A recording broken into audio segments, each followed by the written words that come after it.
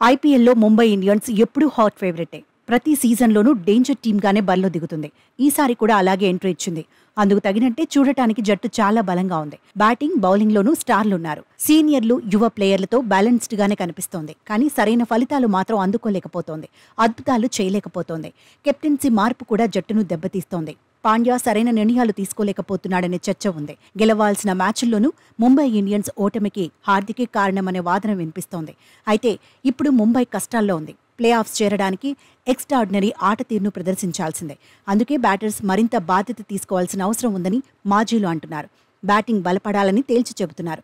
ఒకరిద్దరి మీద కాకుండా సమిష్టిగా రాణించాలంటున్నారు. కన్సిస్టెన్సీ చూపిస్తేనే ముంబై ఇండియన్స్ ముందడుగు వేయడానికి అవకాశాలు ఉంటాయంటున్నారు. నిజానికి ఇప్పటి వరకు లెక్కలు చూస్తే తిలక్ వర్మ టాప్ స్కోరర్గా ఉన్నాడు. యువ ప్లేయర్ తన రోల్కు న్యాయం చేసేందుకు ప్రయత్నిస్తున్నాడు. 9 మ్యాచ్ల్లో కలిపి 336 పరుగులు సాధించాడు. స్ట్రైక్ రేట్ 158కి పైగానే ఉంది. ముంబై తరపున అత్యధిక పరుగులు చేసిన ప్లేయర్ల జాబితాలో రోహిత్ శర్మ 2వ స్థానంలో నిలిచాడు. హిట్ మ్యాన్ ఒక సెంచరీ సాధించాడు. 9 మ్యాచ్ల్లో 311 పరుగులు చేశాడు. Strike rate 160.31. ఇషాన్ కిషన్కి 9 మ్యాచ్ల్లో 212 పరుగులు సాధించాడు. 165కు పైగా స్ట్రైక్ రేట్ ఉంది. ముంబై ఇండియన్స్ తరపున ఇప్పటి వరకు 3 మాత్రమే 200కు పైగా పరుగులు సాధించారు. కెప్టెన్ హార్దిక్ పాండ్యా గొప్పగా ఏమీ ఆడట్లేదు. గత మ్యాచ్లో కాసేపు మెరుపులు మెరిపించినా చివరి వరకు క్రీజులో ఉండలేకపోయాడు. ఆల్రౌండర్ రోల్కు హార్దిక్ న్యాయం చేయలేకపోయాడు. ఇప్పటి వరకు 9 ఇన్నింగ్స్ల్లో బ్యాటింగ్ చేసినా 197 పరుగులే సాధించాడు. హార్డ్ హిట్టర్ టిమ్ డేవిడ్ 8 ఇన్నింగ్స్ల్లో 182 రన్స్ కొట్టాడు. ఫిట్నెస్ సమస్యల కారణంగా తొలి 3 మ్యాచ్ల్లో సూర్యకుమార్ యాదవ్ ఆడలేదు.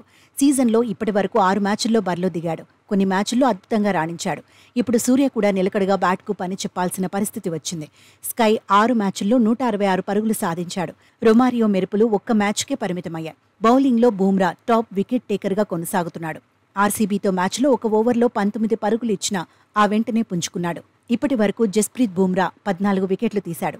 కోయెట్టి 12 వికెట్లు సాధించాడు. పాండ్యా సహా ఇతర బౌలర్లు రాణిస్తేనే ముంబై ఇండియన్స్ మళ్లీ గెలుపుబాట పడుతుందని ఎక్స్పర్ట్స్ చెబుతున్నారు.